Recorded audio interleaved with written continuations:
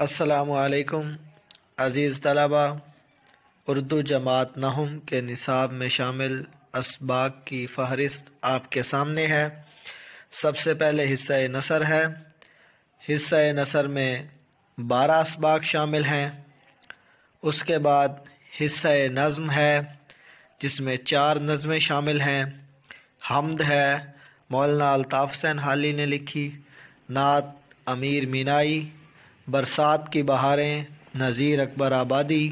پیوستہ رہ شجر سے امید بہار رکھ علامہ محمد اقبال رحمۃ اللہ علیہ کی۔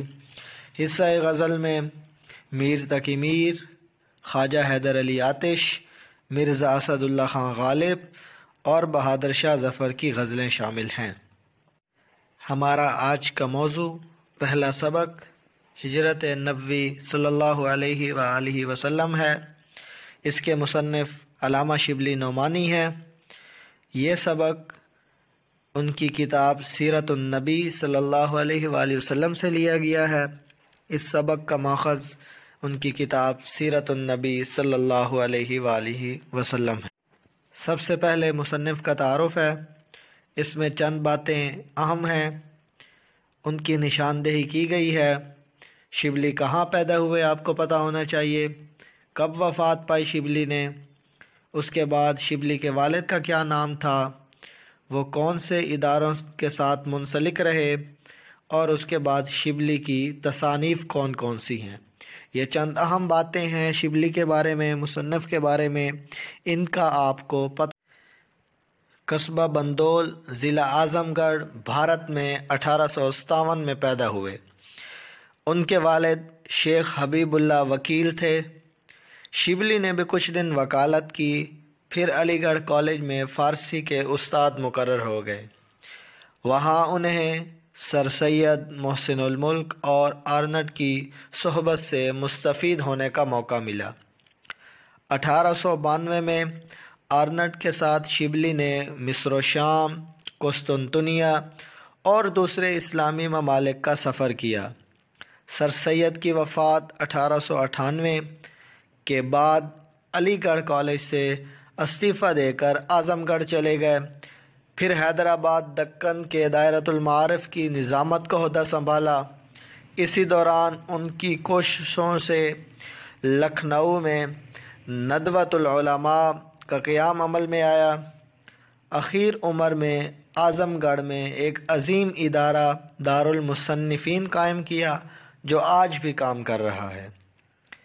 شبلی شاعر بھی تھے، لیکن ان کی شہرت کا دار و مدار زیادہ تر ان کی نثر پر ہے۔ ان کا شمار اردو کے بڑے نثر نگاروں میں ہوتا ہے۔ شبلی نے اگرچہ متنوع موضوعات مثلاً تاریخ، تنقید، سوانح، سیرت، تذکرہ، ادب، معاشرت، عقائد، تصوف اور سیاست پر قلم اٹھایا، مگر ان کے طرز اظہار میں ادبیت کی شان موجود ہے۔ جوش بیان، ایجاز و اختصار، روانی و برجستگی، محققانہ انداز، غنائیت اور شعریت ان کے اسلوب بیان کی نمایاں خصوصیات ہیں۔ شبلی کی تمام ادبی کاوشوں سے قطع نظر ان کا سب سے بڑا ادبی کارنامہ ان کا انداز بیان ہے۔ اب شبلی کی چند اہم تصانیف ہیں یہاں پر۔ شبلی نے متعدد تصانیف لکھیں۔ اہم تصانیف درج ذیل ہیں، جن میں شعر العجم 5 جلدیں ہیں اس کی، الفاروق، المامون، سیرت النعمان، الغزالی، سوانح مولانا روم، سفرنامہ روم و مصر و شام اور سیرت النبی شامل ہیں۔ یہ شبلی کی چند اہم تصانیف ہیں۔ اب ہم سبق پڑھتے ہیں۔ اس وقت جب کہ دعوت حق کی دعوت کے جواب میں ہر طرف سے تلوار کی جھنکاریں تلوار کے چلنے کی آوازیں سنائی دے رہی تھیں، حافظ عالم یعنی اللہ تعالیٰ دنیا کی حفاظت کرنے والا نے مسلمانوں کو دارالامان، امن کی جگہ مدینہ کی طرف رخ کرنے کا حکم دیا، لیکن خود وجود اقدس، پاک وجود صلی اللہ علیہ وآلہ وسلم جو ان ستمگاروں ستمگاروں ظالموں کا حقیقی ہدف تھا، نشانہ تھا، اپنے لیے حکم خدا، خدا کا حکم کا منتظر تھا، انتظار میں۔ نبوت کا 13واں سال شروع ہوا اور اکثر صحابہ رضی اللہ تعالی عنہم اجمعین مدینے پہنچ چکے تو وحی الہی، خدا کا حکم جو پیغمبروں پر اترتا ہے کے مطابق حضرت صلی اللہ علیہ وآلہ وسلم نے بھی مدینے کا عزم کیا، ارادہ فرمایا۔ قریش نے دیکھا کہ اب مسلمان مدینے میں جا کر طاقت پکڑے جاتے ہیں، زور پکڑے جاتے ہیں اور وہاں اسلام پھیلتا جاتا ہے۔ چنانچہ لوگوں نے مختلف رائے پیش کیں۔ ایک نے کہا محمد صلی اللہ علیہ وسلم کے ہاتھ پاؤں میں زنجیریں ڈال کر مکان میں بند کر دیا جائے۔ دوسرے نے کہا جلا وطن کر دینا کافی ہے، جلا وطن کرنا ملک سے نکال دینا۔ ابو جہل نے کہا ہر قبیلے سے ایک شخص انتخاب ہو، چنا جائے، منتخب کیا جائے اور پورا مجمع ایک ساتھ مل کر تلواروں سے ان کا خاتمہ کر دے۔ اس صورت میں ان کا خون تمام قبائل میں بٹ جائے گا۔ قبائل، قبیلہ کی جمع، خاندان اور آل ہاشم، ہاشم کی اولاد اکیلے تمام قبائل کا مقابلہ نہ کر سکیں گے۔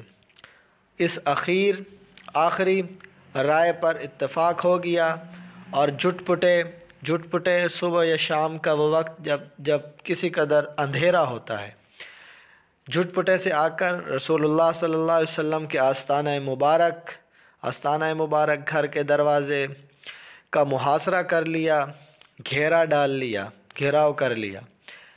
اہل عرب زنانہ مکان کے اندر گھسنا معیوب سمجھتے تھے، برا سمجھتے تھے، اس لیے باہر ٹھہرے رہے کہ حضرت صلی اللہ علیہ وسلم نکلیں تو یہ فرض ادا کیا جائے۔ رسول اللہ صلی اللہ علیہ وسلم سے قریش کو اس درجہ عداوت تھی، دشمنی تھی، تاہم آپ صلی اللہ علیہ وسلم کی دیانت پر یہ اعتماد تھا، بھروسہ تھا کہ جس شخص کو کچھ مال یا اسباب امانت رکھنا ہوتا تھا آپ صلی اللہ علیہ وآلہ وسلم کے ہی پاس آ کر رکھتا تھا۔ اس وقت بھی آپ صلی اللہ علیہ وسلم کے پاس بہت سی امانتیں جمع تھیں۔ آپ صلی اللہ علیہ وسلم کو قریش کے ارادے کی پہلے سے خبر ہو چکی تھی۔ اس بنا پر جناب امیر حضرت علی رضی اللہ تعالی عنہ کو بلا کر فرمایا مجھ کو ہجرت کا حکم ہو چکا ہے، میں آج مدینے روانہ ہو جاؤں گا، تم میرے پلنگ پر میری چادر اوڑھ کر سو رہو، صبح کو سب کی امانتیں جا کر واپس دے آنا۔ یہ سخت خطرے کا موقع تھا۔ جناب امیر رضی اللہ تعالیٰ عنہ کو معلوم ہو چکا تھا کہ قریش آپ صلی اللہ علیہ وسلم کے قتل کا ارادہ کر چکے ہیں اور آج رسول اللہ صلی اللہ علیہ وسلم کا بستر خواب، نیند کا بچھونا قتل گاہ کی زمین ہے، جس جگہ قتل ہوتا ہے، قتل کرنے کی جگہ مقتل بھی کہتے ہیں اسے۔ لیکن فاتح خیبر کو فتح کرنے والے مراد حضرت علی رضی اللہ تعالیٰ عنہ کے لیے قتل گاہ فرش گل تھا، پھولوں کا بچھونا تھا، پھولوں کا فرش تھا۔ آج ہم نے سبق کا پہلا حصہ پڑھا ہے، اس میں جو مشکل الفاظ تھے ان کے معنی میں نے آپ کو بتا دیے ہیں۔ تمام مشکل الفاظ کے معنی یہاں پر درج کر دیے گئے ہیں۔ اگلے درس کے اندر ہم سبق کا بقیہ حصہ پڑھیں گے۔